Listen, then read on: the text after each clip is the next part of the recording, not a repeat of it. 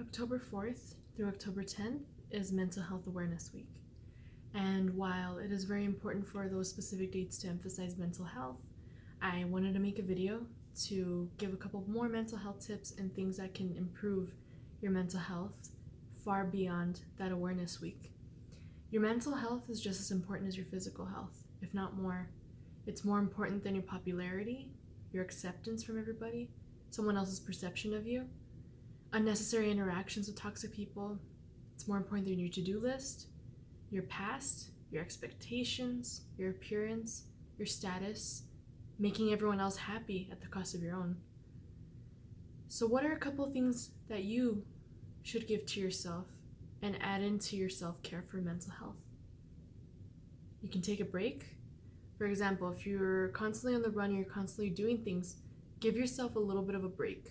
Set some time out to just enjoy yourself and to just be without it having to always be productive or having to tackle down everything on the list. Stop shaming yourself for your struggle. It's okay not to be okay. So if you know and you are aware of the things that you face in the mental health field, if you know about your disorders, your illnesses, or your tendencies, don't be harsh on yourself. Remember, growth isn't linear, so you need to make sure that you are not shaming yourself through it. You're not shaming yourself when you're not more than perfect. You're not shaming yourself when you're less than perfect. You're just letting yourself be and letting yourself unwrap whatever may contain in the day or experience. Write down things. Sometimes journaling can be very effective for your mental health. It gives you that time for yourself, and it gives you that time to kind of connect with yourself. So you can write down 5 things you're grateful for, something very simple. 5 reasons you love your body. This is especially useful if you have body dysmorphic disorder or body image issues. You can journal out your feelings. You can write 5 triumphant times that you've had, 5 times that you have endured and gotten through the other side, 5 positive affirmations for yourself.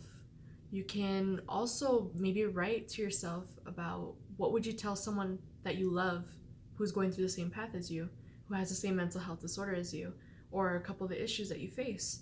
How would you talk to them? Try to write yourself a letter through those goggles so that way you can express a little bit more self-compassion. You can write 5 things you're proud of yourself this week. You can write yourself a love letter or 5 things to add more joy in your life and tackle a few today. You can tell a loved one how much they mean to you. When you express your emotions, especially if it's something joyful and loving, it makes you feel good as well. So it can help your mental health. Talk about your feelings to that loved one or someone you trust. Read a self-help book. Self-help books, there are so many good suggestions out there, and you can read one and gain knowledge from it and see how you could apply it to your life.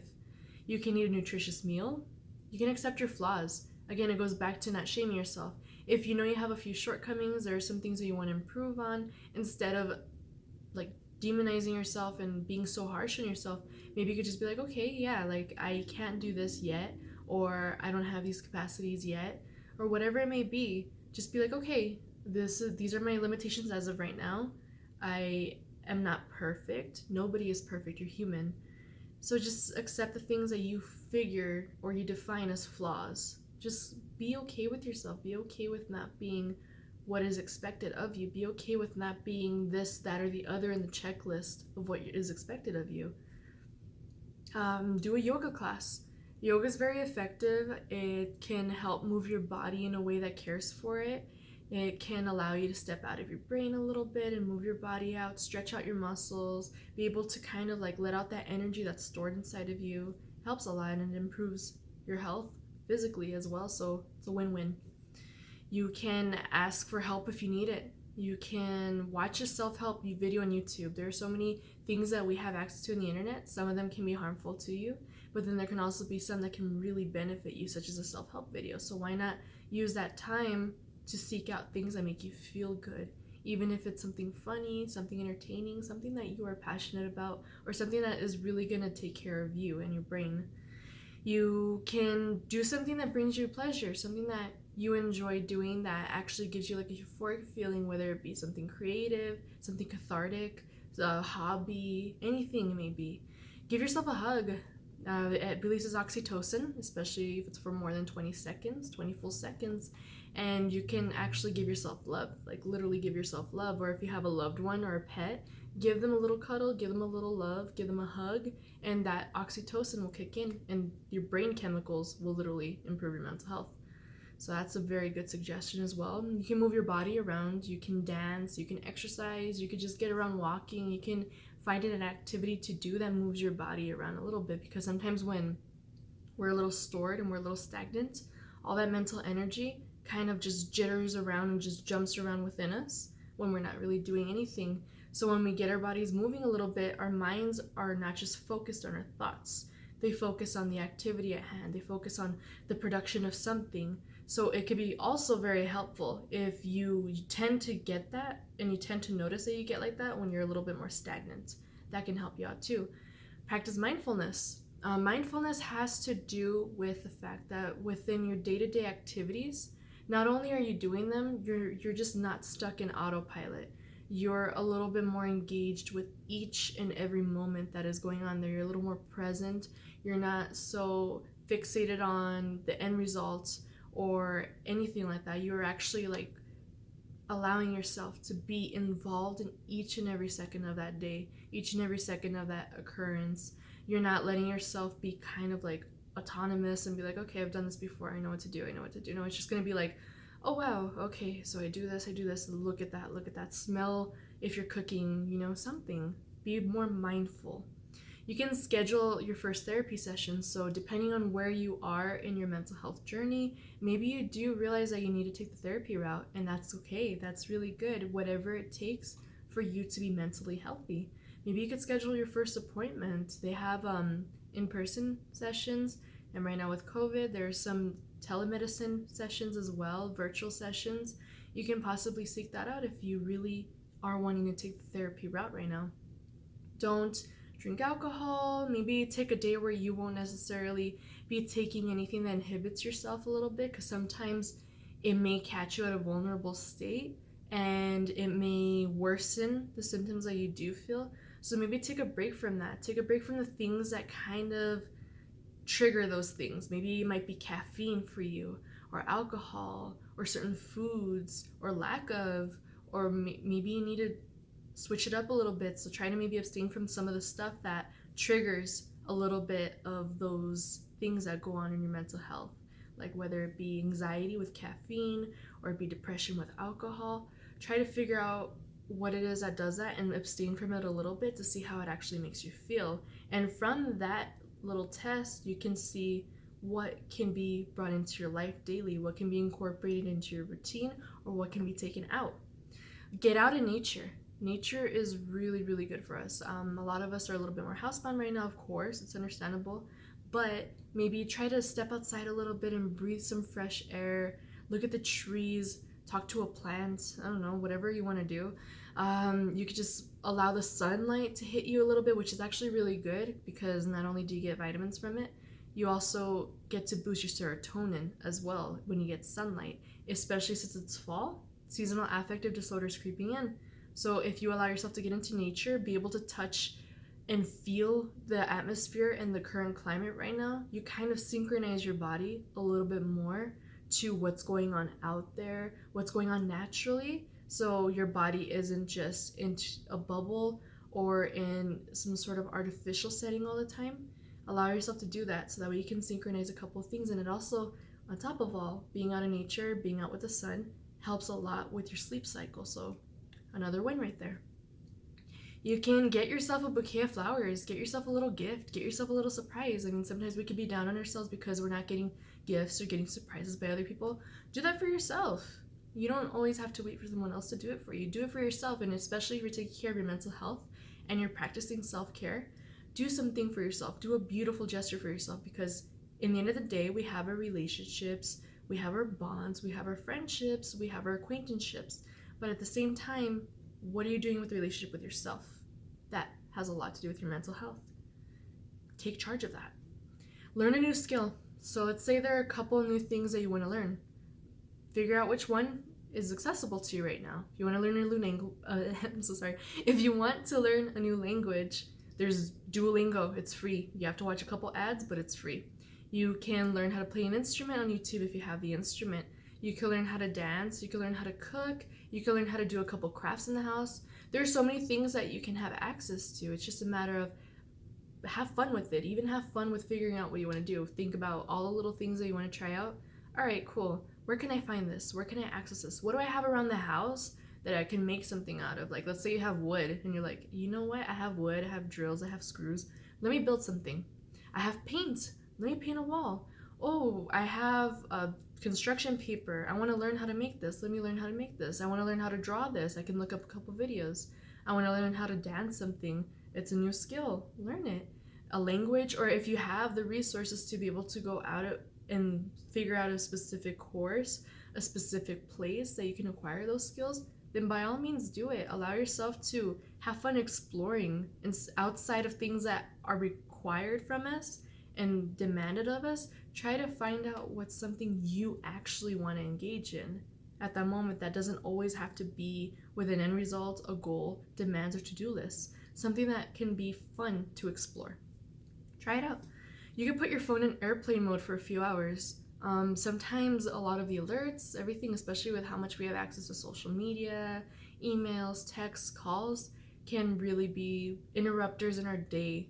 So put your phone in airplane mode for a little bit. Don't allow those little notifications to get at you or start climbing up, as long as you're not putting harm to yourself in the long run. For a few hours or even at least an hour won't make a difference if you take it off just for that amount of time to really be quiet and allow yourself to connect to yourself. You can take a bubble bath, and if you're not into bubbles, you can put some Epsom salt in there. Epsom salt contains magnesium. Magnesium is really good to calm your brain. It's really good to create happiness, and it's also very beneficial for rest and sleep. So try it out. You can use something that can help your brain chemicals. You can practice deep breathing and bring all your awareness to this for 5 minutes. You can do a meditation session, whatever it may be, a prayer session. You can practice some breathing techniques, and I have those in a couple earlier videos, as a matter of fact. You can read a book that brings comfort, so it doesn't have to be a self-care book. It could be just something that you enjoy reading, something that you enjoy watching, even if it's a movie. You can create a playlist of all your favorite songs. Have fun creating a playlist for a specific theme. You never know what you can make. It brings your mind out of it. You're listening to music that makes you feel good. So try to bring yourself out of it and give yourself a little bit of a task that's fun. If you are passionate about music, do it. You can create a vision board. Vision boards are really good for establishing goals, having your dreams a little bit more manifested, being able to create something that you love, or maybe a collage of things that you love. You can cut out images, you can put it all together. You can surround yourself with things you love and things that you want to see, things you want to accomplish, and you can put on a vision board. It can also be beneficial for other things if you're a little bit more goal-oriented, especially. Buy or cook yourself your favorite meal. So I'm pretty sure we all have our favorite meals, so why not order in your favorite meal for today, at least, for the moment that you're taking care of yourself, the moment that you're taking care of your mental health. Order yourself something you love to eat, or cook yourself something you love to cook and eat. It can boost your mood a lot. You can take a long shower. If you are always someone who just does the things that they need to do, maybe take a long shower, listen to music while you're at it, put some candles or whatever it may be, and allow yourself to enjoy the water hitting you. Allow yourself to just unwind and let your mind rest a little bit and just enjoy the process. You can incorporate mindfulness into this very easily. Spend some quality time with your loved ones. If you have loved ones who are very great to spend quality time with, do it. Surround yourself with those people right now. Surround yourself with some good company right now. You can also forgive yourself for your past mistakes, because you're human. So another way of doing that, instead of, let's say if you are getting in your head a little bit about things from your past, you're feeling shame, guilt, nostalgia, or sadness or depression from it, it's important to be able to look back on your past and forgive yourself. We're all human, and you couldn't have done anything differently in your past. You couldn't have done anything differently at all, because if that hadn't been the case, you wouldn't be where you are right now trying to work on yourself. So forgive yourself for your past. You're human. This is part of your growth process. You needed that experience to grow to where you are today and to continue growing to where you will be in the future. Call a friend that you've lost contact with, someone who you know isn't toxic. Of course, you can't just reach out to people just because you're lonely. And if they're toxic, it's not good for you. Reach out to somebody who you've lost contact with, but is good for your soul, and you provide to their soul too. An interaction that actually has something good coming from it. Try to reach out to somebody. Organize something you enjoy doing. Get to those little organization skills if you want. If you love to do that, especially, I mean, this will be very great for your mental health. You'll be able to compartmentalize something in your physical life. It also allows your brain to be able to have some sort of control over something rather than letting it fixate and ruminate on thoughts and situations that they have no control over, or outcomes or projections that we literally have no control over. So try to find something you do, and organizing can be one of the best things you can have control over, and that will actually subconsciously create organization in your life. So whenever you see something organized, you feel more at ease. You literally feel more at ease. When things are disorganized and when you're surrounded by clutter and mess, it actually is detrimental to your mental health to have it like that, because everything's chaotic out there. It reflects the inner world. So if you need to work on yourself to reflect on the outer world, you can also clean up and tidy up your outer world to help with your inner world. Does that make sense? Turn off notifications for an evening. For even an evening, maybe when you are about to go to bed and you have your nighttime routine, turn off all your notifications. Ignore your phone for a little bit. Doing so won't be the worst thing ever. You know what I mean? I mean, the odds of you missing a call or a text are very slim.